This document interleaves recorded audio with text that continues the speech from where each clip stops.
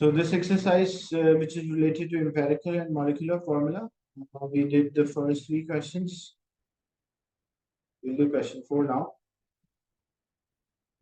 Question 4, 1.68 grams of phosphorus was burned and formed 3.87 grams of oxide of phosphorus. What is the empirical formula? Look, phosphorus, the mass of a phosphorus symbol is P. The mass of a phosphorus is 1.68.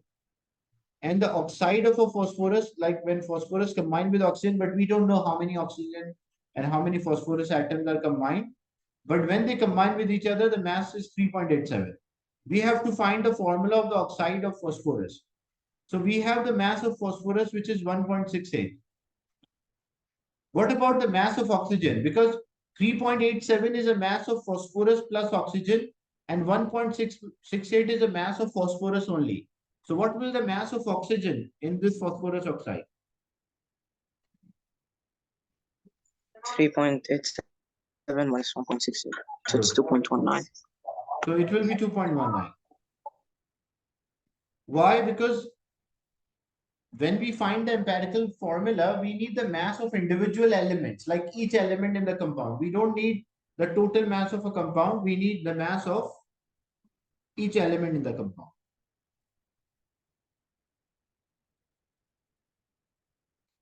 So phosphorus is 168 and oxide of phosphorus 2.19. Now we divide by the smallest value. So what is the small, we do a step 1 because we are finding the empirical formula, because the question is first find empirical formula. Step number 1. What is step number 1? Step 1. Divide by atomic mass. Atomic mass. Yeah, divide by atomic mass. So what is the atomic mass of phosphorus? 31. 31. 31. Good.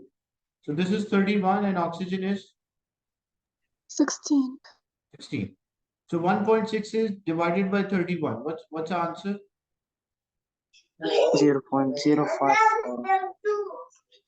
So it is 0.054.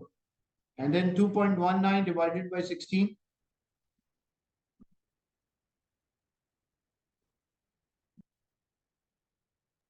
0.1368. So 0.1368. Then step 2 is the step number 2. We divided by the smallest value in the combination. So which one is smallest, 0.054 or 0.13? So it's 0.054. So we divide by 0.05. This will be 1. And what is this? 2.5. 2.5. So now again we have 2.5, like we cannot round it off. So which number we should multiply to get the nearest whole number? So we'll multiply, that's good. So we multiply both of them by 2. We multiply this by 2, so this will become 2 and this will become 5. So the oxide, the empirical formula of this oxide is P2O5. Like it contained 2 phosphorus atoms and 5 oxygen.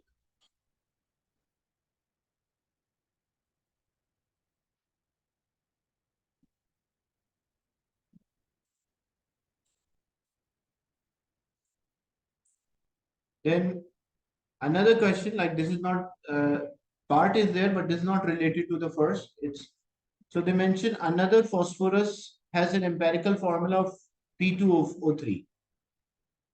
The mass of 1 mole of this oxide, like they mention 1 molecule of this oxide of phosphorus contain 4 phosphorus atoms. How to work out? See, the empirical formula is P2O3. Means the ratio between phosphorus and oxygen is 2:3. Like if 2 phosphorus, 3 oxygen will be there. In the question, if we have 1 molecule of this oxide which contain 4 phosphorus atoms. So if the phosphorus atoms are 4, how many oxygen atoms will be there? The ratio between phosphorus and oxygen is 2:3. So how many it will be? It will be 6. Why? Because see, the simplest ratio between the phosphorus and oxygen according to the question, that the empirical formula is 2:3. So if this is 4, then this 4 means this is multiplied by 2. So it means oxygen will also be multiplied by 2. It means that will be 6. Like, because the simplest ratio won't change, should not change. So it can be 2 is to 3 or 4 is to 6. Or if I say this was 5, then what number will be here? If this was 5, what number should be there? Because the ratio is 2, it should be about 1.5 times. It will be 7.5. Good. So it will be 7.5 because the ratio should be 2 is to 3. If I say this was 6, then this should be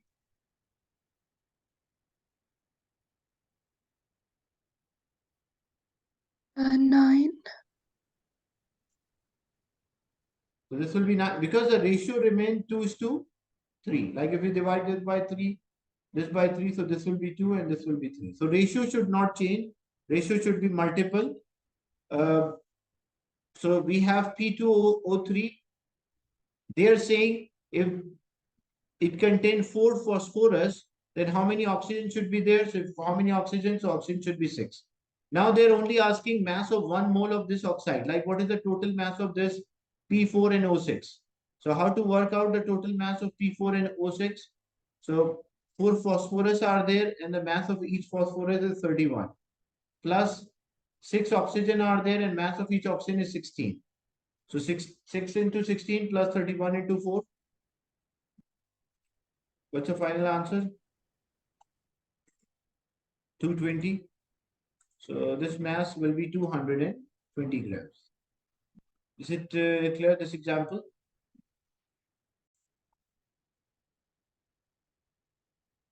Moving on to the next question. Many organic compounds contain carbon, hydrogen, and oxygen only. An organic compound V has the following composition. It contains 48.65% carbon. It contains 8.11% hydrogen and 43.24% oxygen. What is the empirical formula? So we have carbon, we have hydrogen, and we have oxygen. So carbon is 48.65, hydrogen is 8.11, and oxygen is 43.24. So we divide by atomic mass. So this will be 12, this will be 1, and this will be 16. 48.65 divided by 12. What's the answer? 4.0541. 4.0541. Then this will be same. This won't make difference because it's divided by 1. And then 43.24 divided by 16. 2.4025. It is, sorry, can you repeat? 2.7025. So 2.7025. That is step 1. Then what is our step 2? Step 2 is to be divided by smallest value in the combination. So which is the smallest value in the combination? 2.7025. So we'll divide all of them by 2.702. What's the answer for the first one? 1.5. 1.5. What is the answer for the second one?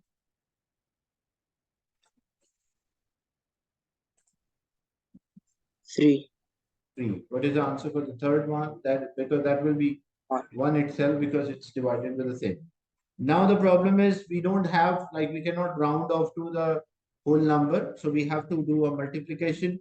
Which number is suitable to multiply to convert all of them into a whole number? Multiply 2. So multiply all of them by 2. So I multiply this by 2, this by 2, and this. So 1.5 into 2 makes 3. 2 into 3, 6. And this will be 2. So the empirical formula of the compound, it will be C3H6O2. That's how we work out the empirical formula. So the method remains the same. The 3 steps are there which you have to learn. Then another compound is there which is having an empirical formula of, so they gave us an empirical formula which is CH4O, and it is relative molecular mass. So its molecular mass is 32. What is the molecular formula of a compound? So first thing, the molecular formula of any compound is equals to empirical formula times n. That's how we work out. Empirical formula of a compound is CH4O. And what is the value of n? N is molecular mass, which is 32 divided by empirical mass.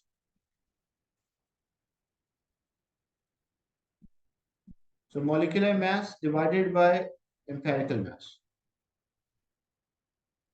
So molecular mass is 32. And empirical mass is how much? Empirical mass is always from empirical formula. Like there is one carbon, so this will be 12. There are 4 hydrogens, so 4, 16 plus 16, so that makes 32. Because like 16 plus 4, 20, 20 plus 12 makes 32. So it is 32 by 32, so it's equals to 1. So when molecular and empirical masses are equal, the value of n is equals to 1. So this 1 is multiplied with all of them. So this will be same. It will have, so this compound will have the same molecular as well as empirical formula.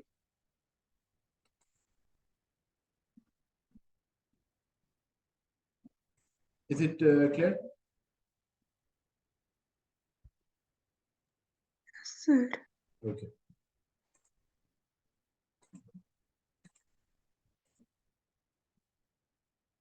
Then deduce a compound X and Y have the same general formula, like same way we can, like there's a relation between X and Y, their number of atoms. X and Y both are carboxylic acid, that's the nature. Compound X has a molecular formula of C2H4O2. Compound Y has a molecular formula of C4H8 and O2. How you generalize, like how you create a relation between the two formulas. So if you see the between X and Y, when you check the carbon number, like here carbon was 2 and the Y, the carbon is 4. So means the carbon number is double. And you can also, and what is the relation between carbon, hydrogen and oxygen? Like if carbon number is 2, hydrogen is double 4 and oxygen 2. Here carbon is 4, hydrogen is 8, means double and oxygen is 2. So we can say, if I generalize this relation, I can say if the value of the carbon is n means like any number n, what will the number of hydrogens?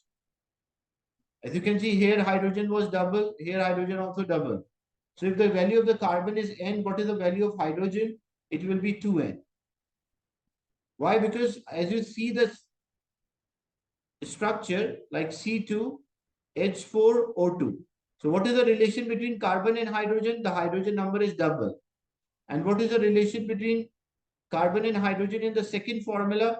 That is also double. So if the carbon number is n, the hydrogen number will be 2n.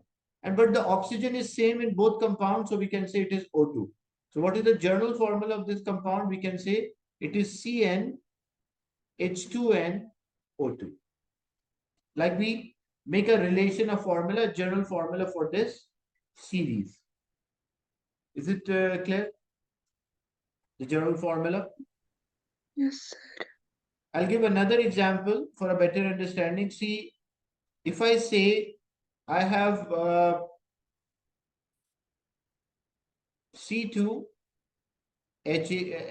C2H8, then I have C3H12, then I have C4H16. Can you make a general formula for this series?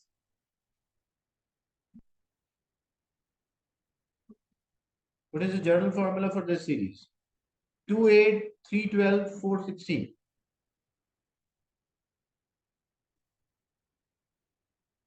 Yeah, what's the general formula for this series? How you can relate a carbon and hydrogen? So how we can relate? CnH4n. Good. CnH4n, because the number of the hydrogen, not 2nH4n. Why 4n? Because the number of the hydrogen are 4 times, like 2, 4. 3 multiplied by 4 makes 12. 4 multiplied by 4 makes 16. So the general formula is CnH4n. Same thing if I say I have C2H4, C3H6, C4H8, C5H10. Can you make a general formula for this series?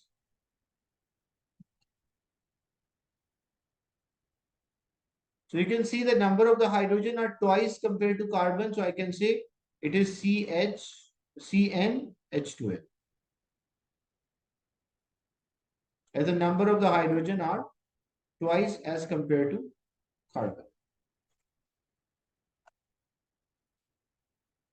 So there are more questions finding the empirical and molecular formula. So like in this question, fluorine react with a sulfur atom to form a compound which has 25.2% sulfur, and the relative mass of a compound is 254. Determine the molecular. But for to solve this, first we have to find the empirical formula, and then from empirical formula we can work out the molecular formula. So a compound contains sulfur and fluorine.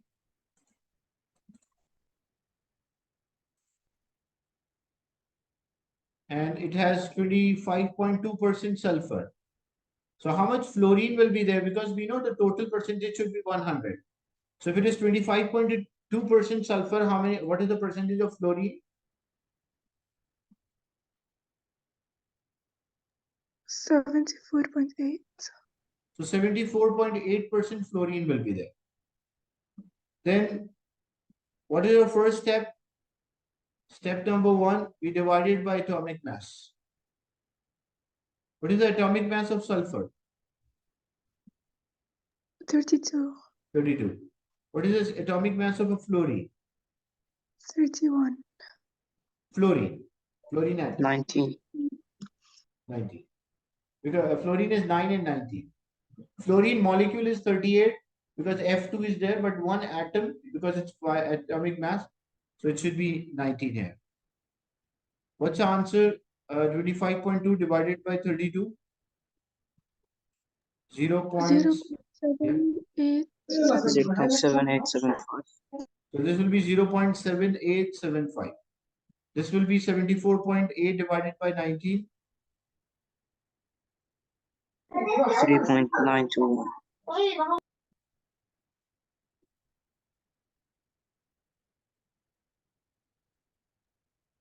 3.9368. 9368. Okay. And then step 2, we divided by the smallest value in the combination, which is 0.7875, 0.7875. What's the answer? This will be 1. What about 3.9368 divided by 0.7875?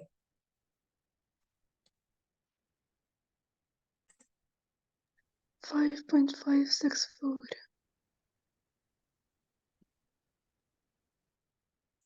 Can you check again? 3.9368 divided by 0.7875. 4.999. So 4.9. That's 5. So it is 5. So 4.9. So this is 5 and this one is 1. So we get the empirical formula, but that's not the question. Like now we got the empirical formula. The empirical formula is SF5, but the question is finding molecular formula. So how to get the molecular formula? The molecular formula is empirical formula multiplied by n. So empirical formula we got from percentages. What about n? N is a molecular mass over empirical mass. So what is the molecular mass? Molecular mass is given 254. And what about the empirical mass? Empirical mass of this one, so sulfur is 32 and fluorine is 19 multiplied by 5. Because one is 19, so and there are 5 of them, so it will be 95 plus 30, which is 127. So 54 divided by 127, so value of n is equals to 2. So if this n is equals to 2, so SF and then multiply by 2. So if this 2 is multiplied with sulfur and fluorine both, so it will become S2 and F10. Is it clear, this question? So can you repeat this last part? Sure. Look what happened. In this question, we want to find the molecular formula, okay? But to get the molecular formula, the molecular formula is empirical formula times n. So we don't have the empirical formula. So first we started with the empirical formula, and how do we get empirical formula? First we divide by the smallest value. First we divide by atomic mass, then we divide by smallest value, and then we take a simplest ratio in a whole number, which was SF5 is the empirical formula. Now, after getting an empirical formula, we need a molecular formula. Molecular formula is empirical formula times N. Empirical formula is SF and value of N. How to find the value of N? N is molecular mass divided by empirical mass. So molecular mass is how much? That is given 254. So we write 254. But how to get the empirical mass is from empirical formula. Empirical formula was SF5.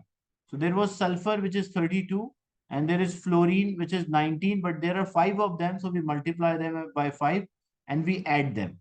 So when we add, it will make 127 as a sum. So when we divide, it will give 2.